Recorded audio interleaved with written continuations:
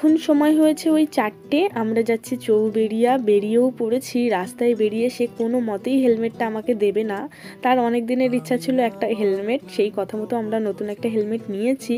কিন্তু তাকে যেহেতু প্রথম দিন বলা হয়েছে হ্যাঁ এটা তোমার, তাই সে কোনো মতেই দেবে না। আর তার খুব শখ ছিল, যেহেতু 2 জায়গায় পুলিশ দাঁড়ায়, সেই 2 জায়গায় আমি জোর করে হেলমেটটা নিয়েছি। তার জন্য তার বড্ড রাগ হয়েছে, রীতিমতো আমার সাথে কথা বলা বন্ধ। যাই হোক, ওই 2বার জোর করে নিয়েছি, আবার তাকে ফেরত দেওয়া হয়েছে। রাস্তায় দাঁড়িয়ে ফুচকা খাচ্ছি, আর জানি না আমার কিছুদিন আমি না আগে এরকম ফুচকা এত ভালোবাসতাম না, এখন যতটা পরিমাণে ভালোবাসি। না দাঁড়ালে বড্ড লস হয়ে যেত, কারণ অসাধারণ ছিল ফুচকাটা। এই হাড়িপাড়ার ভেতরের রাস্তায় এই ফুচকাওয়ালাটা রাস্তায় যেতে যেতে দাঁড় করিয়েছি, তাও রীতিমতো ঝগড়া করে। আর দাঁড় করিয়ে কিন্তু ভালোই হয়েছে, কারণ আমার বড়রও ভীষণ পছন্দ হয়েছে। যাই হোক, খাওয়া দাওয়া শেষ করেছি। আর এই দিকটায় এসে এত ঠান্ডা, আর আমি টপাটপ ফুচকাগুলো খেয়েছি। অনেক টাকার ফুচকা খেয়ে নিয়েছি, ভাবতে পারিনি যে এত টাকার ফুচকা খেয়ে নেবো। যেটা বলছিলাম, ওয়েদারটার এতটা চেঞ্জ হয়েছে, এই দিকটায় বড্ড ঠান্ডা। আমার কেন জানি না মনে হলো এই পাতলা সোয়েটারটা নেওয়ার জন্য, তো আমি এটা নিয়েছিলাম। ভাগ্যিস নিয়েছিলাম, তা না হলে তো অবস্থা খারাপ।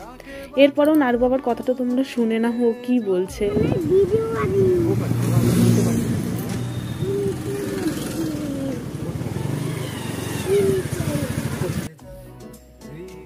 তো বাড়িতে চলে আসার পর আর এখানে যার যেটা কাজ সে সেই কাজটা করছে, মানে যে যার সঙ্গী সে তার কাছে চলে গেছে। আর আমি এখানে মামা করতে করতে চিল্লাচ্ছিলাম।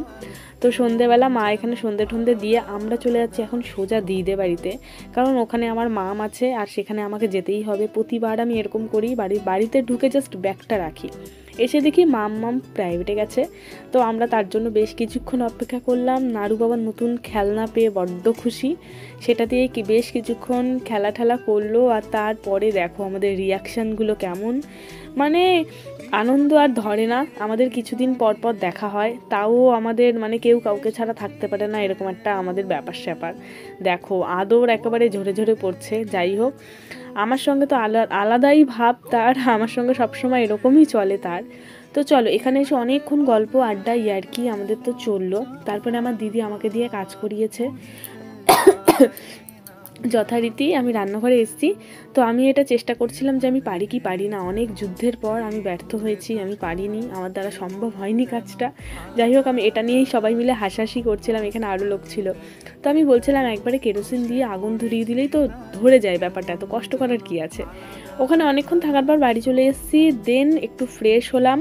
তারপরে তো আড্ডা ইয়ার্কি, বক বক, আমাদের কথা তো শেষই হয় না, গল্প শেষ হয় না, রাত শেষ হয়ে যায়, গল্প শেষ হয় না। তারপরে এই নতুন ট্রেন